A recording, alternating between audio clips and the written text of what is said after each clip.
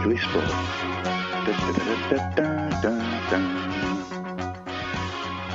VAR on Tone Radio.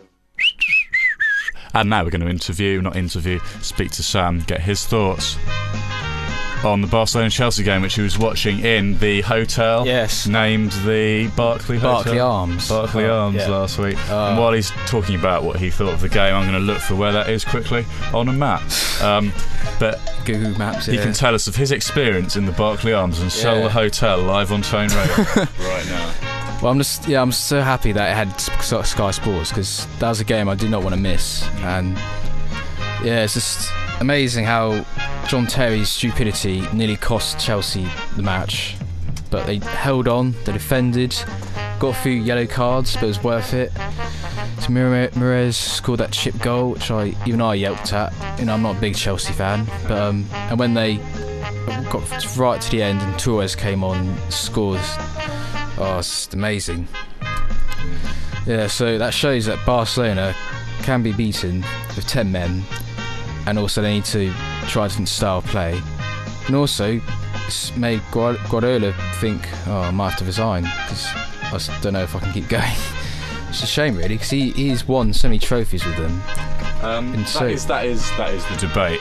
Has he been lucky with the players that he's had, or is he a good manager? That's the thing. Yeah, because as he's got Messi, Xavi, Iniesta. Does he have to prove himself with another team, I think? Yeah, maybe manage a lesser Spanish team or some other team in Europe.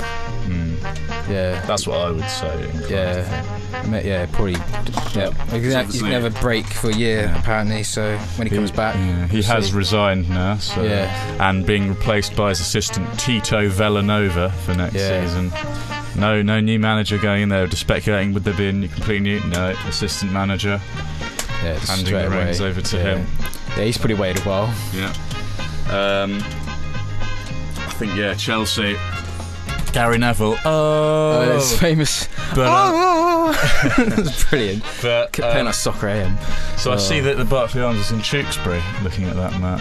Tewkesbury. Was that where you were? In the town of Tewkesbury. Should be Barclay. Barclay Arms, Barclay. Yeah, it says Barclay Arms, Tewkesbury, 8 Church Street. Is that right? Does that ring a bell? No. Well, Gloucestershire. I'm not sure Gloucestershire's actually. Yeah, Tewkesbury's in Gloucestershire. Yeah. It should be Barclay though. Maybe there's a the Barclay Arms. No, that's Tewkesbury. That's weird. Barclay Arms, Canonbury Street, Barclay. Look at that. There's 2. Yeah, there is. There's another one.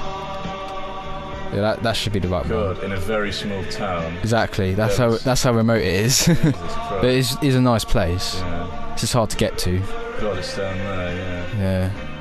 Let's see. Near the Barclay Castle, where they get their tourists from. So could you see the River Severn from where you were then? It looks pretty close to the river. No. It's in the town, so it's a bit, It looks very close to it. Interesting. It's a nice, secluded place. Yeah. It's just hard to get to, which is annoying, but it's worth going there. It's nice countryside and stuff. What about the Manchester derby? Yeah, so you're going to talk about Manchester. Also, what do you think of Chelsea's defensive performance? Would they have got a result even if they had 11 men? Do you think they played so well? But did they play well because they were down to 10 men, or did they just get their tactics right? Well, I think, because as John Terry's one of their best defenders, he's getting a bit old now. Yeah. But I think they still would have held on if they had 11 men. Just had to make sure they broke up Barcelona's play. And also when Messi missed the penalty, that was lucky as well. So the football gods were smiling on them that night, as Gary Neville said. So well done Chelsea. Hopefully they could win the final, but it's going to be difficult as Bayern Munich are going to be playing in Munich. So but they got players suspended as well, so either way I think as long as it doesn't go to penalties, because then Bayern Munich will probably win. Germans are good at penalties, sadly. Moving on to the Manchester derby. Biggest Manchester derby ever. What is going to be the situation? What teams do you think are going to be put out tonight?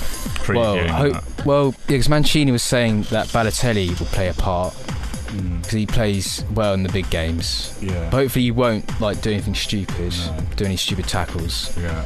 Because I would go with Tevez and Aguero up front, because they're the two strongest players. Then bring Dzeko on as a sub as usual. Yeah. Yeah, just. I think Zeko's going to be out the door in the summer, but that's irrelevant at the moment. But it's hard to keep all the players. There's so many players in the squad. Yeah. Especially midfielders. So But it's going to be hard to judge. But then again, as Man United drew with Everton after squandering a 3-1 lead, then a 4-2 lead. That's terrible. They probably have a bit of doubt in their mind now. Yeah. Whereas Man City beat Wolves and they should have scored more goals. Yeah. So they have a bit of a momentum. Yeah. So I think Man City, they could win it just about, maybe. I think Balotelli may get a start, probably not for the good of the game, as in this game, not the overall game. Yeah. And also, I think United, they'll come in with a tactical plan, probably soak up a bit of pressure to hit them on the break, I think, will be United. Yeah, they'll defend for a bit, then they'll hit them on counter. Valencia and Welbeck will go forward, and Nani, Rooney, And especially City need to get an early goal because it will force United forward more, and it will mean United can't play their tactics quite the same way. Yeah, they open the game up a bit more. So they need to get an early goal, and that needs to be the way it goes. Kompany and Lescott are back. They're playing brilliantly. Clichy needs to make sure he marks Valencia. Yeah. He's got more pace than Kolarov. And also, they said the midfield battle will be key. So David Silva and Yaya Toure will. Yaya Toure's going to have to hackle Paul Scholes, I think. Yeah. Tonight. That's Paul Scholes. Yeah. Interesting. And Michael Carrick will be the other holding midfielder, and he'll be up against Barry, I presume, or De Jong, something like that. So, it's going to be a interesting match. On the left, you've probably got Ashley Young on the left up against probably Micah Richards, although maybe Pablo Zabaleta. I'm not sure. I think Richards, because he's got a bit more pace. But Richards has been injured, so he's not played the last few games. That is the only concern about him. So it's one of those two up against Ashley Young. Hopefully Richards, but I suppose if he's still a bit injured, then Zabaleta. If Ashley Young starts, and then you've also got Nani, who could also make a start after injury. Yeah, he'll be a tricky player to mark.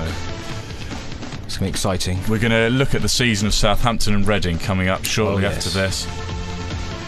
But first, it's Nero and Promises, and then you'll recognise the song after that.